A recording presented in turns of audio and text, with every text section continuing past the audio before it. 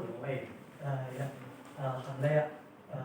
Terima kasih kepada Pak Ahmad gitu ya, Pak Ahmad Yani ya, atas kesediaannya untuk menjadi narasumber ya bagi kami dari mahasiswa program studi pendidikan bisnis UIJ angkatan 2020 untuk bertanya gitu ya mengenai profesi kepala sekolah gitu.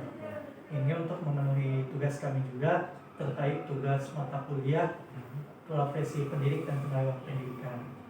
Ya mungkin boleh langsung bertanya Pak. Silakan. Ya sebelumnya dari saya ingin bertanya terlebih dahulu. Kepala sekolah itu kan juga sebenarnya seorang guru ya. Dan kalau boleh tahu sebenarnya apa sih yang membuat Bapak dulu memutuskan untuk memilih profesi menjadi guru gitu? Oke, kalau pilihan saya menjadi guru itu proses panjang. Yang pertama karena saya sejak SMA melihat sosok guru yang ada di depan kelas itu menarik sepertinya, dan dia bisa punya karisma dan punya pengetahuan yang sangat luas. Itu yang memotivasi saya yang menjadi guru. Yang saya lihat sosoknya itu. Terus Bapak sudah mengenyam pendidikan di mana? Saya S1 saya dari UNJ di Jakarta dulu, fisika ya.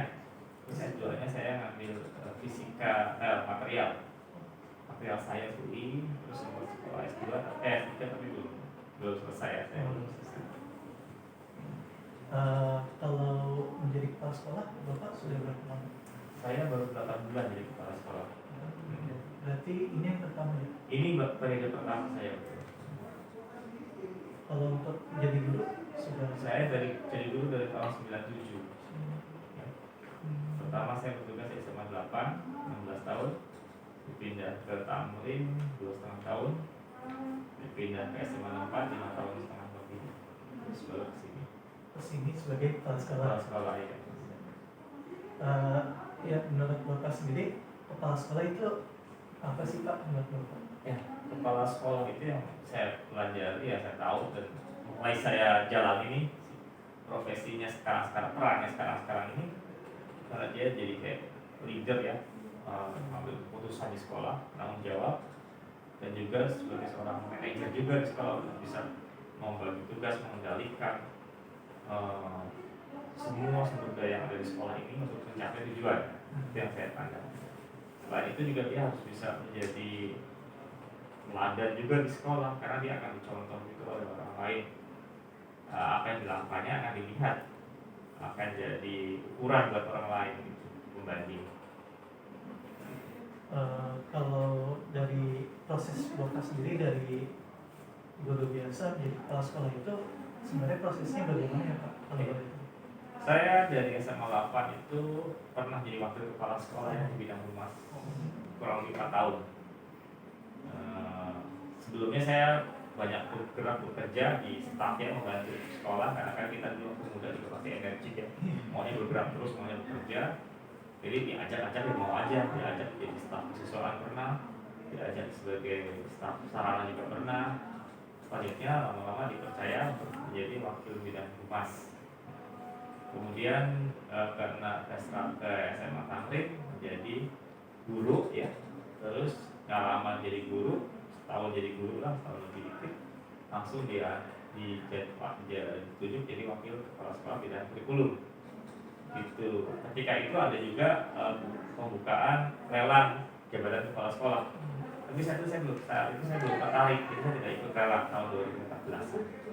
Saya nggak lagi, saya memilih tidak ikut. Syaratnya saya sudah memenuhi sebagai pernah menjadi wakil kepala sekolah 2 tahun, pengalaman 5 tahun, pangkat dan golongan 3C kalau saya tidak salah ya, dan sertifikasi pendidik juga sudah saya penuhi. Rekomendasi dari atasan juga bisa dipenuhi, tapi saya tidak memilih ikut karena belum tertarik.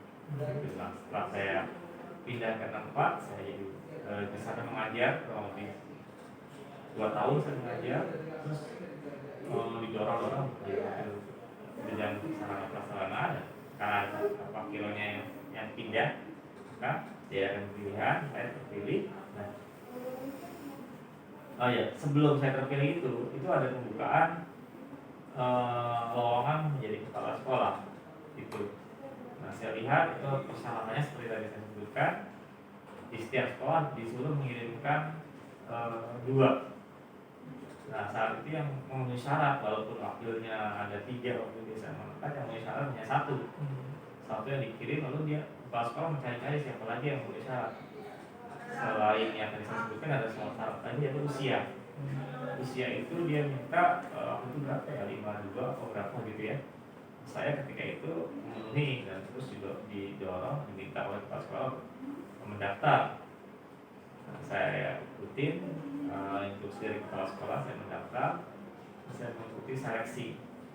Seleksinya dia namanya dinas pendidikan. Yang pertama itu berkas dulu ya, tadi saya sebutkan ya persyaratannya. Terus yang setelah itu baru diminta untuk ikut seleksi tes CAT, Computer Assisted Test ya kalau saya nggak salah ya, seperti itu. Jadi ada banyak soal, saya jawab langsung dari komputer, kita menjawabnya dari komputer jawab.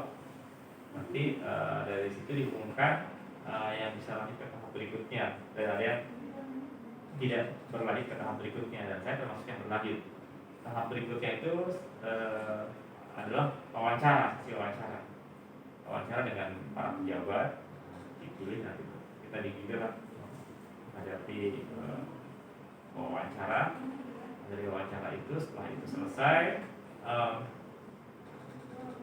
berikutnya disuruh bikin apa yang visi kita lah, apa yang akan saya lakukan sebagai kepala sekolah gitu ya. Karena tulis tentang kepala sekolah saya buat, dibutuhkan.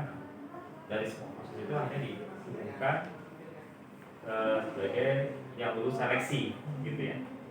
Nah, ada berapa ya, saya lupa ya, ada 30-an lebih lulus seleksi ketika itu. Nah, kemudian nunggu cukup lama ya, ada setahun 2 tahun lebih deh.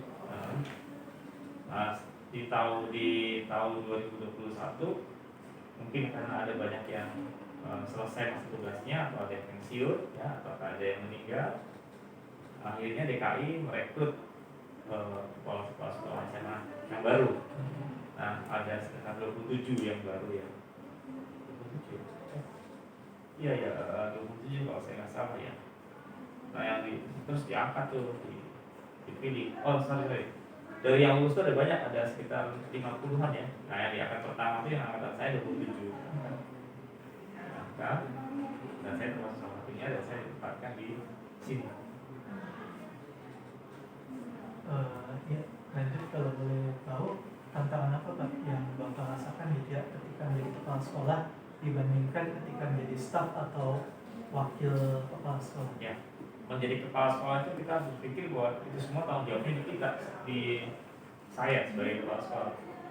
Gitu. Kalau tidak terlaksana, kalau kita sebagai staf atau wakil, kita bisa saja pergi meninggalkan tugas karena atau artinya kalau tugas nggak selesai, yang dikejar-kejar bukan kita gitu ya.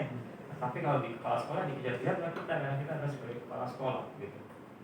Jadi yang harus memastikan semua pekerjaan itu berjalan dan benar itu kepala sekolah.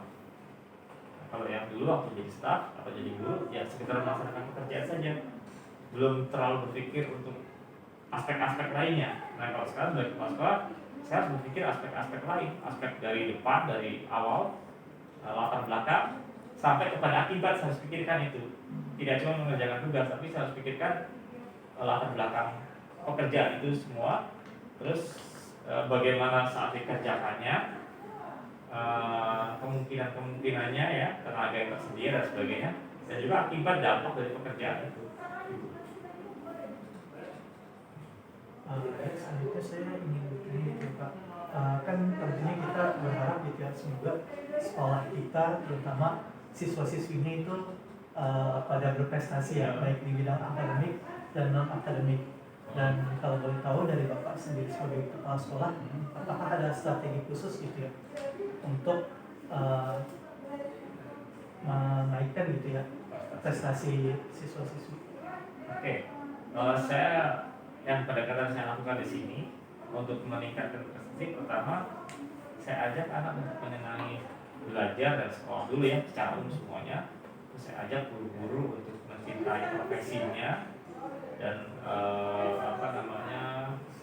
punya keterkaitan atau ikatan lah atau perasaan dengan siswa sehingga dia akan bekerja lebih keras atau bekerja dengan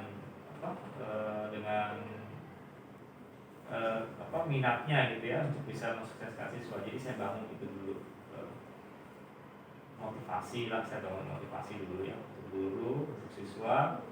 Nah selanjutnya saya mencoba menyediakan semua perlengkapan yang dibutuhkan oleh guru membawa anak ke prestasi.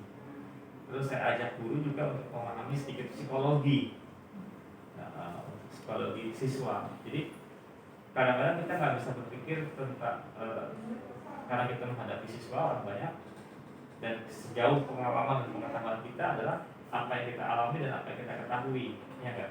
Saya mau mengajak teman-teman guru itu untuk memperluas pengetahuan dan juga dari pengetahuan yang diperluas itu juga disertai pengalaman yang sudah dilakoni, dijalani. Itu saya harap mereka punya pemahaman atau pemaknaan lain dari setiap peristiwa. Nah itu yang nanti akan saya harapkan bisa membantu mereka untuk meningkatkan hasil belajar atau prestasi itu. Jadi pengetahuan atau tambahan wawasan itu kita dapat dari para ahli tentunya ya, tanpa kita perlu mengalami. Kalau kita dengar dari ahli yang terpercaya dari hasil penelitian atau lain sebagainya, itu sebenarnya sama aja kayak tambahan pengalaman buat kita juga gitu maksud saya. Itu yang saya lakukan. Jadi meningkatkan wawasan, pertama mau motivasi, meningkatkan wawasan, terus juga kepada siswanya